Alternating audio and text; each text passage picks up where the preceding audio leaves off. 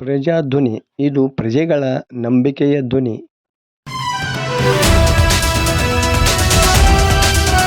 ಲಕ್ಷ್ಮೇಶ್ವರ ತಾಲೂಕಿನ ರಾಮಗಿರಿ ಗ್ರಾಮದಲ್ಲಿ ಮಂಗಳವಾರ ಕೃಷಿ ಇಲಾಖೆ ವತಿಯಿಂದ ಡ್ರೋನ್ ಮೂಲಕ ನ್ಯಾನೋ ಯೂರಿಯಾ ಪೋಷಕಾಂಶವನ್ನು ಸಿಂಪರಣೆಯ ಪ್ರಾತ್ಯಕ್ಷಿಕೆ ಶಿಬಿರ ಜರುಗಿತು.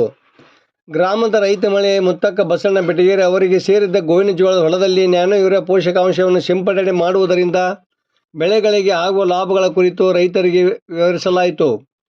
ಕೃಷಿ ಇಲಾಖೆ ಅಪರ ನಿರ್ದೇಶಕರಾದ ಬಾಲರೆಡ್ಡಿ ಮಾತನಾಡಿದರು. ಈ ಸಂದರ್ಭದಲ್ಲಿ ಕೃಷಿ ಇಲಾಖೆ ಜಂಟಿ ನಿರ್ದೇಶಕರಾದ ತಾರಾಮಣಿ, ಉಪ ಕೃಷಿ ನಿರ್ದೇಶಕರಾದ ಸ್ಫೂರ್ತಿ, ಸಹಾಯಕ ನಿರ್ದೇಶಕರಾದ ರೇವಣಪ್ಪ ಮನಗೂಳಿ, ಲಕ್ಷ್ಮೇಶ್ವರ ಸಹಾಯಕ ಕೃಷಿ ಅಧಿಕಾರಿ ಚಂದ್ರಶೇಖರ ಗೌಡ ನರಸಮ್ಮನವರ, ರೈತರಾದ ಬಸಣ್ಣ ಬೆಟಗೇರಿ, ಚನ್ನಬಸಪ್ಪ ಲಿಂಗಶೆಟ್ಟಿ, ಶಂಕರಗೌಡ ಪಾಟೀಲ, ನೀಲೇಶ್ ಕಾಳೆ, ಬಸಣ್ಣ ಅಡಿಯಪ್ಪ ಬೆಟಗೇರಿ, ಕೃಷಿ ಪರಿಕರಗಳ ವಿತರಕರಾದ ಅಶೋಕ್ ಬಟಗುರ್ಕಿ, ಬಸಣ್ಣ ಹೊಳಲಾಪುರ, ಕುಂಬಿ ಹಾಗೂ ಕೃಷಿ ಇಲಾಖೆಯ ಸಿಬ್ಬಂದಿಗಳಾದ ಪಿ.ಕೆ. ಹೊನ್ನಪ್ಪನವರ, ದೇವರಾಜ್ ಅಚಲಕರ್ ಸೇರಿದಂತೆ ಮತ್ತಿತರರು ಇದ್ದರು. ವರದಿ ಪ್ರಜಾಧ್ವನಿ, ನಾಗರಾಜ್ ಹಣಗಿ, ಲಕ್ಷ್ಮೇಶ್ವರ.